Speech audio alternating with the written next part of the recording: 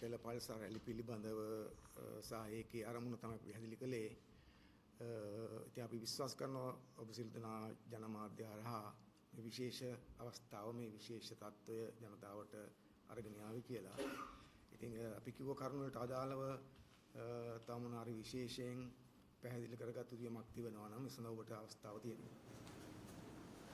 ජාතික ජනපදයේ ආණ්ඩුව විදිහට වැඩකරන ජනතාවගේ ඉන්දිවිජුවල් වෙච්ච මැදිහත්වීම සම්බන්ධයෙන් මොන වගේ තක්සේරුවක්ද උතුමා?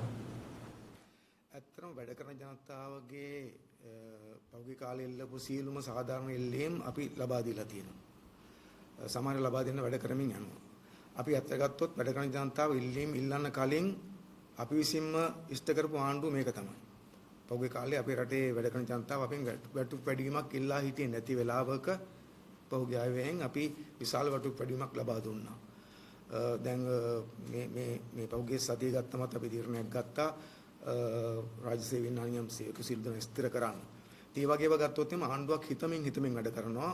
ඒ කියන්නේ ජනතාව ඇවිල්ලා උද්ඝෝෂණ කරලා වැඩ කරන ජනතාව ගුටි කාගෙන එහෙම ඉල්ලනකම් බලා ඉන්නේ. මීට කලින් තමයි එහෙම තත්ත්වයක් තිබුණේ. මීට කලින් වැඩ කරන ජනතාව ඇවිල්ලා ඉල්ලීම් ඉල්ලලා කඳුළු ගෑස් කාලා ගියා, ගුටි කාලා ගියා. ඉල්ලීම් හම්බුන්නේ නැහැ. හැබැයි අපි ඉල්ලන්න කලින් දෙනවා. මොකද හේතුව තමයි අපි වැඩ කරන ජනතාවගේ ආණ්ඩුවක්, වැඩ කරන ජනතාව විසින් හදපු ආණ්ඩුවක්. අපි අරමුණ වැඩ කරන ජනතාව ප්‍රමුඛ පොදු ජනතාවගේ ගැටළු විසඳන එක. ඒ නිසා අපි ඒක අපේ තියෙන ශක්ති ප්‍රමාණය අනුව විසඳමින් යනවා.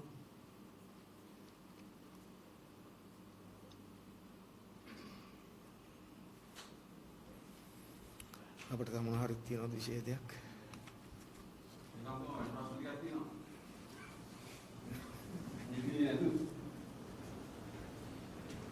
මේ පෞද්ගලික යහපාලන සමයේදී මේ අපේ ශ්‍රීලංකා රාජපක්ෂ මහත්මියගෙන් ස්විප්සිఐගේ ගෙදරටම ගිහිල්ලා ප්‍රශ්න කරනකොට අපේ ජනාධිපතිතුමා විපක්ෂයෙන් නම් සෑහෙන විවේචන කරා පාර්ලිමේන්තුවේ. දැන් අපි දැක්කා ඊයේ පෙරේදා මෛත්‍රී වික්‍රමසිංහ මැතිණියගෙන් CIගේ ගෙදරටම ගිහිල්ලා ප්‍රශ්න කරනවා. ඔබතුමාලා විවේචනය කරපු ඒවා මේ ආණ්ඩුවෙන් සිද්ධ වෙනව නේද? මෙහෙමයි. මම හිතන්නේ අපි කිසියම් දෙයක් කරනවා නම් පොලිසිය රාජ් පොලිසිය මොකක් හරි එකක් ඒකට මම හිතන්නේ තම සාධාරණ හේතුවක් ඇතුව තමයි කරන්නේ. මම හිතන්නේ ඔබ කවුරුත් දන්න හොඳටම අසනීප වෙච්ච කෙනෙක්ව කැඳවන එක පොඩි ගැටලුවක් තියෙන නිසා ඒ වගේ කෙනෙක්ට එහෙම ඒ විදිහට වැඩ කරන්නයි එහෙම නැති කෙනෙක්ට වැඩ කරන්නයි අපි කටයුතු කරලා තියෙන නිසා මම හිතන්නේ අර පෞද්ගලික ආණ්ඩුත් එක්ක සංසන්දනය කරන එක තීරණයක් නැහැ. අපි වංචා දූෂණට විරුද්ධව හරියට කෙලින් වැඩ කරන් යනවා. ඒ වැඩි පරීක්ෂණ සඳහා කැඳවන්න ඕන හැම කෙනාම කැඳවනවා. කටුත්තර ගන්න හැමෝගෙම කටුත්තර ගන්නවා. අධිකරණ දෙපත් හැම කෙනාම ඉදිරිපත් කරනවා. ඉතින් කවුරු හරි අසනීප කෙනෙක් හිටියොත් එයාට වෛද්‍ය ප්‍රතිකාර ගැනීම ඊට කර තියෙන සායකරත් අවස්ථාව ලබා දෙනවා. ඒ නිසා මේක පරිගැනීම් නැත්තම් රිදවීම් නෙවෙයි නීති හරියට ක්‍රියාත්මක කිරීමේ කටයුතු කරන්න යන තේ ආයතන මම හිතන්නේ ඒ තියෙන තත්ත්ව තුල ඒවා කරනවා කියලා අපි හිතන්නේ. ඒ වගේම මම හිතනවා මේ හර්ෂණ සූර්යයා පෙරවන චෝදනා පිළිවෙල මේ විත්පත්ති විභාග සම්බන්ධව. ඔබතුමාලා කියන්නේ දැන්වත්ද ඔබතුමාලා නියෝජනය කරමුකුයි මේ ඉතින් අපි හිතන්නේ චෝදනා ඉදිරිපත් කරන කට්ටියට ඉදිරිපත් කරන තැනක් තියෙනවනේ. සමහර නීතිමය චෝදනා ඉදිරිපත් කරනකම් සමාජ මාධ්‍ය වලට හන්දි වල නෙවෙයි. ඒකට අපේ රටේ නීතිමය ආයතන තියෙනවා.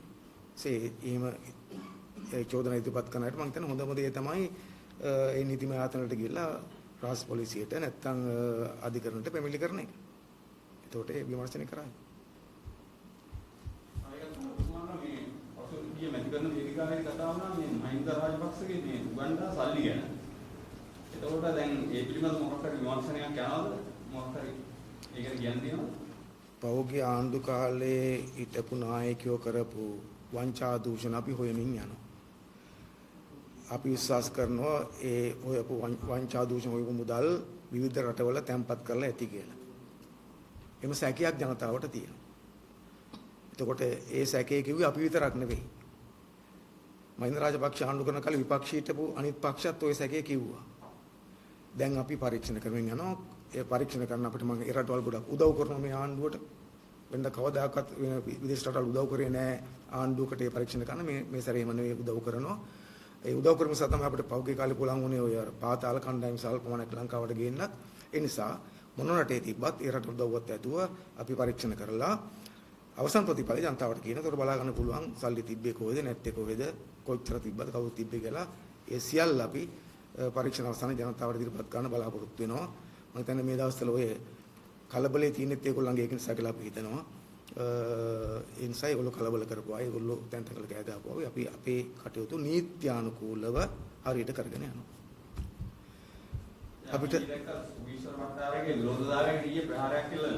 ඒ පිළිබඳව ඔබතුමාලගේ පක්ෂයට සහ ව්‍යාපාරික තමයි මේ චෝදනා එල්ලන්නේ. ඒ පිළිබඳව මොකක්ද අදහසක් තියෙනවද?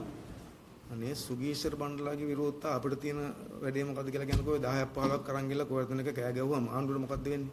අපිට කිසි ප්‍රශ්නයක් නැහැ. හැබැයි අපි හිතනවා ගම්වල ගෙවල් ඉස්සරහට කියලා කෑ ගහනකොට ඒ ගම්වල මිනිස්සු එකට ඉර දෙන එකක් නැහැ කියලා. ඉතින් ඒ නිසා ගම්වල මිනිස්සු ඒක මොන පක්ෂද කියලා අදාළ නැහැ. ඒගොල්ලෝ අර වගේ අයව හූ කියලා පනලා දාවි. ඉතින් ඔබ උනත් ගිහලා කාගේ හරි ගයක් ඉස්සරහ කෑ ගහනකො බලන්න. ඒකද මිනිස්සු නිකන් ඉදීද කියලා. එහෙම අයිතියක් නැහැනේ. ගෙවල් ඉස්සරහ කෑ ගහන්න. ආණ්ඩුවක් එක කෙනෙකුට ප්‍රශ්නයක් තියෙනවා නම් ඒකට ආයතන තියෙනවා, අමාත්‍යාංශ තියෙනවා. ඒ වගේ තැන් වලට ගිහලා අපිත් උද්ඝෝෂණ කරන්නේ. 4-5 දෙනෙක් නෙවෙයි 10 ගණන් වල ගිහලා. අපි කායේ ගෙවල් ඉස්සරහට ගියේ නැහනේ.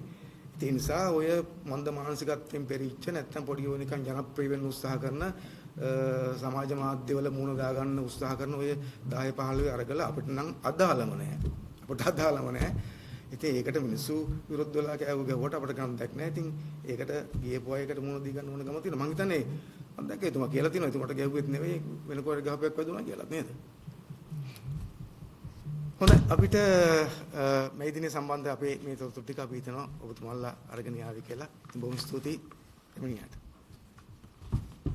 ඒ කියන්නේ ඇත්ත ගත්තොත් එහෙම ඔවුන්ට අපි දන්න වේදනාවක් තියෙනවා. ඔවුන්ගේ ප්‍රභූ පාලනය හොසෙලා තියෙනවා. ඔවුන් ලැබපු දැවැන්ත වරප්‍රසාද හොසෙලා තියෙනවා. නැවත බලයට යෑම සඳහා වෙච්ච මම හිතන්නේ හැකියාවකුත් උන්ට නැහැ, බලාපොරොත්තුවකුත් නැහැ. නිසා ආණ්ඩුවට විරුද්ධව තැන් තැන්වල පොඩි කණ්ඩායම් ලෙස 5 දෙනා 6 දෙනා එකතු වෙලා කෑ ගහමින් ඉන්න එකක් ඇරෙන්න වෙන මොකක්වත් නැහැ. අනිත් පැත්තෙන් ගත්තොත් බොරු කියමින් ජනතාව නොමග යවන්න උත්සාහ කරමින් ඉන්න. ඒ නිසා අපි හිතන මේ වගේ වෙලාවක විපක්ෂය ජනතාව නොමග යවන්න හදන වෙලාවක විපක්ෂයේ මේ ජනතාවාදී ආණ්ඩුවේ කටයුතු වලට බාධා කරමින් ඉන්න වෙලාවක අපි ජනතාවගේ බලය තියෙන්නේ කොතනද, ජනතාවගේ කැමැත්ත තියෙන්නේ කොතනද, ජනතාවගේ ජනවරම තියෙන්නේ කොතනද කියන එක හරියටම ලෝකෙට රට පැහැදිලි කළ යුතු තියෙනවා. මම හිතනවා අපේ රටේ ජනතාව දන්න පහුගිය කාලේ අපි ආණ්ඩු මුණ පාපු සමහර ස්වභාවික විපත් අභියෝග වලට අපි කොතරම් හොඳින් මුණ දුන්නාද කියලා. දෙත්තා කුණාටු ආපු වෙලාවෙත් මම හිතන්නේ අපේ රටේ ඉතිහාසයේ එවැනි විපතකට මුණ දී හැකි හොඳම ආකාරයෙන් මුණ දුන්නා. වෙන් කළ හැකි වැඩි මුදල් ප්‍රමාණය වෙන් කරා, වැඩිම සහන ලබා දුන්නා. අපි ඒක ඉතා ඉක්මනින් විසඳුවා. ඊට පස්සේ පොගේ කාලේ ඔය මැදපෙරදිග යුද්ධෙත් එක්ක ඇතිවෙච්ච තත්ත්වය ලෝකේ පුරාම පෙට්‍රල් ෂෙඩ් වහලා දාද්දී විශාල අර්බුද මතුවෙද්දී අපි සමත් වුණා ඉතා ඉක්මනින් ඒක කළමනාකරණය කරලා ජනතාවට තමන්ගේ ජීවිතයේ පවත්වාගෙන යාම සඳහා වෙච්ච මූලික වුමනා ටික සපුරා දෙන්න මේ අර්බුදේ කළමනාකරණය කරගන්න. නිසා ඒක ලෝකෙත් පිළිගන්නවා අපේ රටේ තමයි ඒක ඉතා හොඳින් කළමනාකරණය කරගත්තේ කියලා. ඒතකොට මේ සියල්ල අපිට කරගන්න පුළුවන් වුණේ මොකක්ද? සාදා අපි පහුගිය කාලේ වංචා දූෂණ අතර කරලා ආර්ථික ස්ථාවර කරලා බදු මුදල් එකතු කිරීම හරියට පිළිවෙලට කරලා අපේ රටේ ආර්ථිකේ ක්‍රමානුකූලව ශක්තිමත්ව ගොඩනගමින් යන නිසා මේ පහුගිය කාලේ අපි ගත්තොත් එහෙම අපි මොකද අපි ආණ්ඩු බාර ගන්නකොට පහුගිය කාලේ ආණ්ඩු කීපයම රට ණය කරලා බංකොලොත් කරේ. දැවෙන්ත ණය කන්දරාවක් තිබ්බා. ඒ ණය අපි ගෙවන්න පටන් ගත්තා. පහුගිය කාලෙත් අපි බිලියන 5කට වැඩි ප්‍රමාණයක් ණය ගෙවලා තියෙනවා. ඒ නිසා රට ස්ථාවර වෙමින් යනවා. ශක්තිමත් වෙමින් යනවා. ඒකේ ප්‍රතිලාභ ජනතාවට ලැබෙමින් තියෙනවා. ජනතාවට සහන ලැබෙමින් තියෙනවා. ඉතින් මේක දරා ගන්න බැරි විපක්ෂ එකක් බොරු කියන්න පටන් ගන්න තියෙනවා ගෑ ගන්න. ඕන් හිතන මාලිම ආණ්ඩුවත් ඕන් වගේම වංචා දූෂණ කරන ආණ්ඩුවක් කියලා. නිසා ඕන් බොරුවට ඒ චෝදනා නගන්න උත්සාහ කරමින් ඉන්නවා. අනිත් පැත්තෙන් ගත්තම නිකන් විහිළුකාරව බවටපත් වෙලා බොරුවට දැන් වල 10 15 එක තුලා නිකන් උද්ඝෝෂණ කරන ගෑ ගන්න පටන් ගන්න තියෙනවා.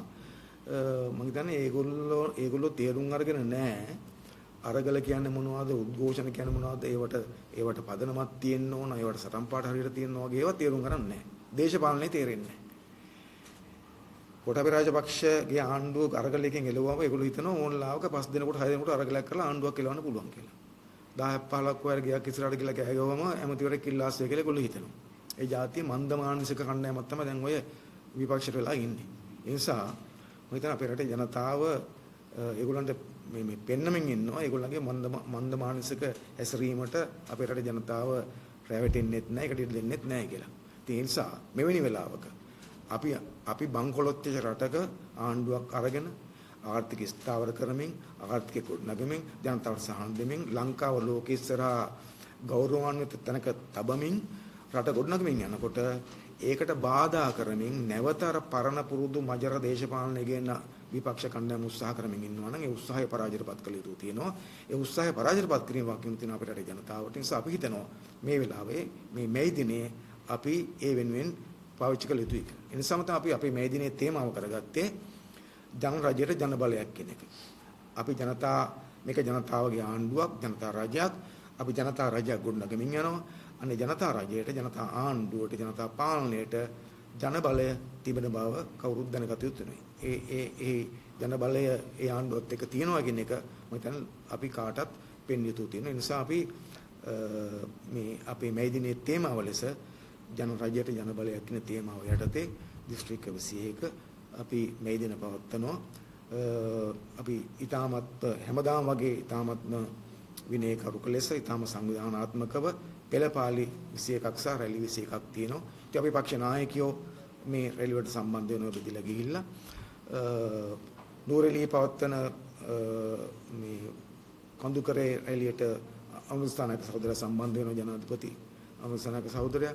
මම හිතන්නේ කොළඹ එකටත් සම්බන්ධ වෙනවා. ඉතින් ඒ නිසා අපි පක්ෂ නායකයින් සිළු දෙනාම NPP එකේ නායකයෝ සිළු දෙනාම සම්බන්ධ වෙන මේ දිනට අපි තම සාර්ථක පවත්වන තිය නිසා ඒවට සහභාගී වෙලා ජනතා පාලනයක් වෙනින් ආණ්ඩුව දරන උත්සාහයට අවශ්‍ය ධෛර්යය ලබා දෙන ශක්තිය ලබා දෙන්න කියලා ඒ වෙනුවෙන් ජනතාවගේ බලය ජනතාවගේ කැමැත්ත ජනතාවගේ වරම තියෙන කොතනද කියලා කෑපු ගන්න සුම්බුන් විපක්ෂයටත් අපේ රට විනාශ කරන බලන් ඉන්න සතුරු බලවේගයන්ටත් අපි පෙන්වා දිය යුතු තියෙනවා. ඉතින් ඒක වෙනුවෙන් මේ දිනේ සාර්ථක කරගන්න හැමදිනාටම සහභාගී වෙන්න කියලා අපි ආරාධනා කරනවා. අපේ රටේ ඉන්න රට හදන්න කැමති, රට ගොඩනගනවට කැමැත්තෙන් ඉන්න වාමාංශික ප්‍රගතිශීලී ප්‍රජාතන්ත්‍රවාදී මේ රට ලෝකයේ ඉහළමට රැක් වෙනවා දකින්න කැමති සියලු දෙනාම මේ යන ගමන ශක්තිමත් කරන්න, මේ ගමනට ධෛර්ය දෙන්න, සහයෝගය ලබා දීම සඳහා මේ දිනේදී අපි අපේ අදිෂ්ඨානයේ ශක්තිය ධෛර්යය පෙන්වුම් කියන ආරාධනාව තියෙන නිසා අපි ජාතික ජන බලවේගයේ පවත්වන මේ දිනය මේ තේමා ඔස්සේ මේ අරමුණු ඔස්සේ පවත්වන්න අපි සියල්ල සූදානම් කරලා තියෙනවා. තින් සමට නැවතත් කියන්න තියෙන්නේ ලංකා ඉතිහාසයේ මෙතෙක් නොතිබූ වර්ගයේ දැවැන්ත ජන සහභාගීත්වයක් සහිත දැවැන්ත මේ පෙළපාලි සාරාංගික මාලාවක් පවත්වන්න අපි සූදානම් කරලා තියෙනවා. ඉතින් ඒ වෙනුවෙන් හැමදෙනාටම දායක වෙන්න කියන ඉල්ලීම තමයි අපිට කරන්න තියෙන්නේ.